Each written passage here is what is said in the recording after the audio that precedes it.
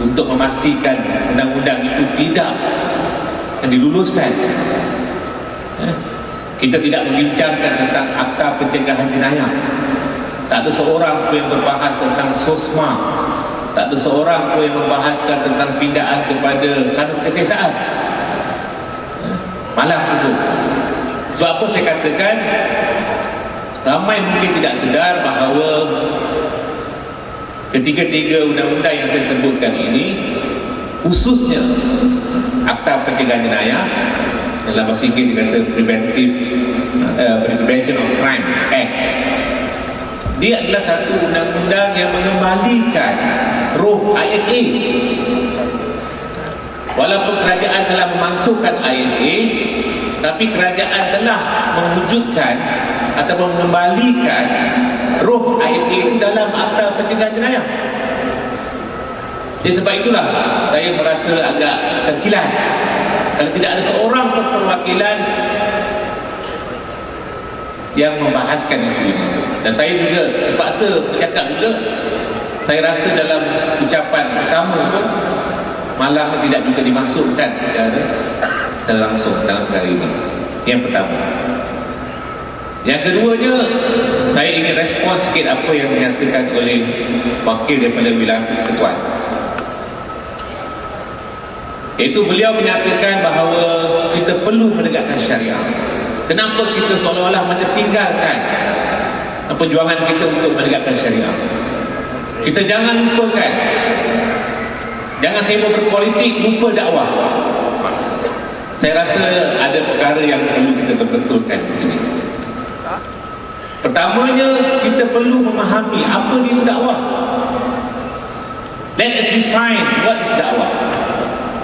Sebab dakwah itu sendiri adalah dalam maknanya yang mudah adalah seruan, mengajakkan.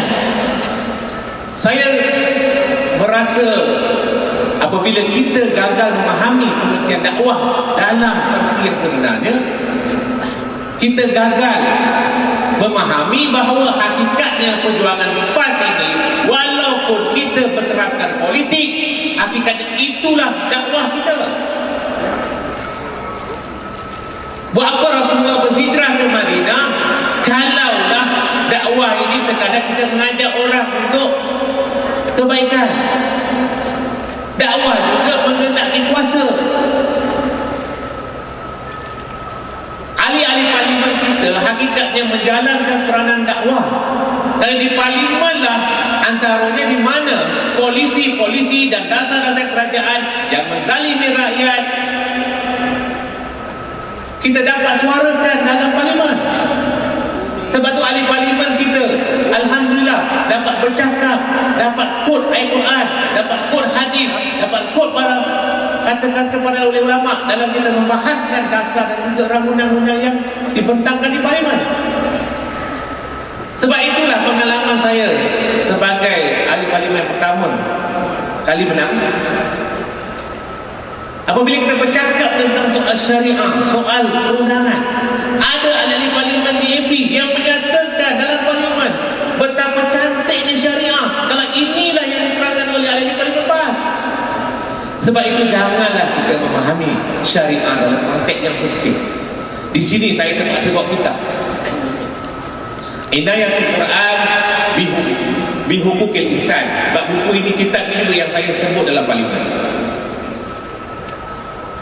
Saya bukan ulama, tapi saya nak bacakan apa yang dikatakan oleh Imam Ibn Qayyim rahimahullah tentang syariah. Apa dia kata? Dia kata inna syari'ata mabnaha wa asasuha 'ala al-hikam wal masahil ibad fil ma'ash wal ma'ad wa hiya 'adlun kulluha wa rahmatun kulluha wa masalih kulluha wa hikmatun kulluha fa kullu mas'alatin kharajat 'anil 'adli ila al-jawri wa 'anil rahmah ila qiddiha wa 'anil maslahati ila al-mafsadah wa 'anil rahmah ila al-abas falaysat min asy-syari'ah wa in udkhila fiha bita'wil fa syari'atu 'adlu ma baina ibadihi wa rahmatuhu baina khalqi. Apa dia kata? Dia kata syariah ini, dia punya foundation dia, asas dia adalah mengatakan hikmah dan juga kemaslahatan hamba Allah fil ma'ash wal ma'ad, dalam kehidupan di dunia ini dan juga kehidupan akhirat. Dan dia, syariat ini adalah keseluruhannya adil, wahia adlun kulluha, dan dia juga adalah rahmat, bersih keseluruhannya, dan dia juga adalah maslahah keseluruhannya, dan dia juga adalah hikmah keseluruhannya. Setiap masalah, apa saja masalah yang keluar daripada keadilan kepada kezaliman, daripada rahmat ke atas sebaliknya, daripada maslahah ke atas kerosakan, mafsadah, daripada rahmat ke atas perkara yang sia-sia, falaisat min syariah, itu bukan syariah, walaupun kita masukkan dia sebagai syariah. Apa yang dia nak tegaskan tuan? Para wakilan. Masa untuk saudara seminit lagi. Okey, saya akan cuba gurung dalam seminit. Maknanya dalam kita menyampaikan syariat, kita jangan hanya memfokuskan hudud seolah-olah hudud di segala-galanya. Hudud penting, tapi yang lebih penting adalah kita menonjolkan Islam itu dengan arti kata yang lebih luas, syariat dalam arti kata yang lebih luas. Apabila kita hanya menumpukan hudud, orang akan menganggap inilah seolah-olah hudud penyelesaian segala-galanya.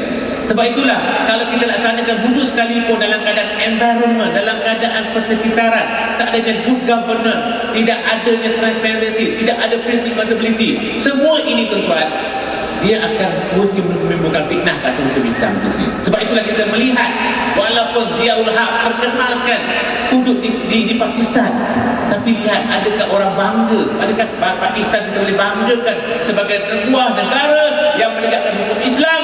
Tapi kita lihat corruptionnya, abuse of powernya begitu terus sekali. Jadi sebab itulah saya mengharapkan apabila kita bercakap tentang syariah ini, kita juga perlu menguasai ilmu-ilmu Islam ini dan juga ilmu-ilmu duniawi ini, supaya kita bercakap dalam keadaan orang tak rasa bahawa Islam ni satu agama seolah-olah hukum saja. Sebab itu jangan kita sangat sentuh pada undang-undang sangat. Kalau boleh kita ceritakan filosofi of law itu, falsafah perundangan itu, di mana seperti mana Allah katakan, kataba ala nafsi rahmah, Allah telah menetapkan dirinya rahmat. Kita mesti tunjukkan Islam as a mercy to humankind. Syariat Islam ini adalah mercy. Kalau kita hanya menonjolkan dari segi aspek hukum saja, tuan-tuan, ini sebenarnya tidak membantu kita dalam menerang, meyakinkan orang ke Islam terhadap Islam itu sendiri.